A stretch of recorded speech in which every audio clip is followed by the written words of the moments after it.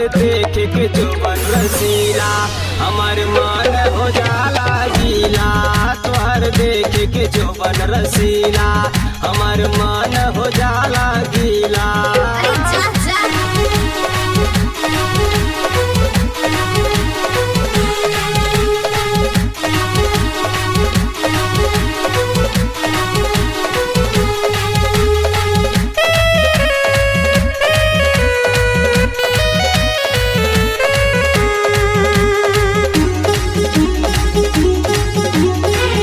लाल लाल गाल बाटे सुना दिल जनिया का बहुत तोहरा पे काटब हम चनिया।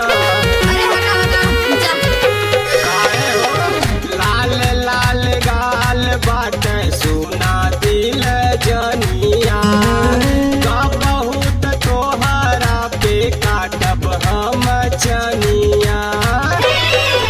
काहे बाटा हमरा फिरा ना फिराई तोहर फिरा।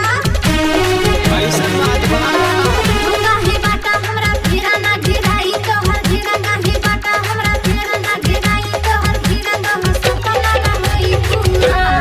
तोहर देख के जोबन रसीला हमार मन हो जाला गीला।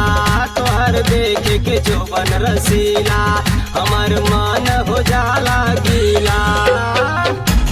रिकॉर्डिंग करवाने के लिए संपर्क करें हमारा पता केबी रिकॉर्डिंग स्टूडियो गोरखपुर।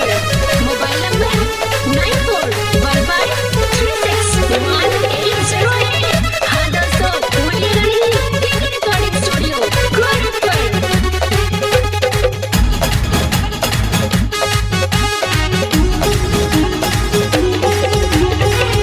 आहर बाहर बढ़िया से काम नाही होला।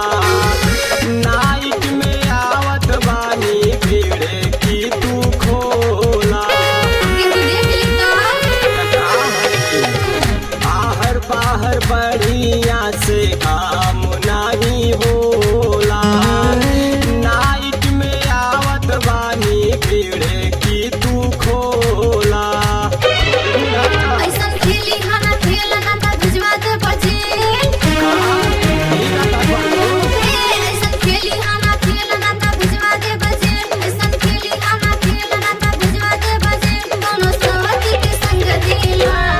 तोहर देख के जोबन रसीला हमार मन हो जाला गीला।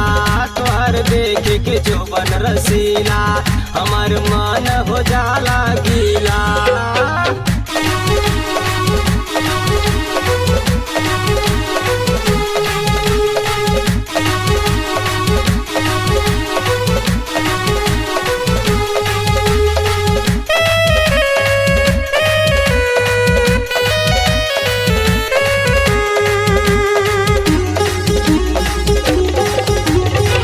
चालक बाटू रोड पे देखावत अपन बदनिया। सबसे ज्यादा जान मारे नागी के हो न धुनिया। सच कहता चालक बाटू रोड पे देखावत अपन बदनिया। सबसे ज्यादा जान मारे नागी के हो न धुनिया। कदी खावत बड़ा डंडा सुनीला हवा ठंडा।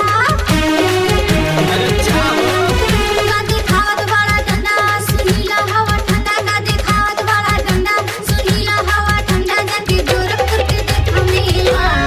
तोहर देख के जोबन रसीला हमार मन हो जाला गीला। तोहर देख के जोबन रसीला हमार मन हो जाला गीला। हमार उमर 16 साल तोहर छुए लगला। हमार उमर 16 साल तोहर छुए लगला। तोहर सपना ना होई पूरा। सुनला तोहर देख के जोबन रसीला हमार मन हो जाला गीला। तोहर देख के जोबन रसीला हमार मन हो जाला गीला। अरे जा जा अरे तू ही आजा।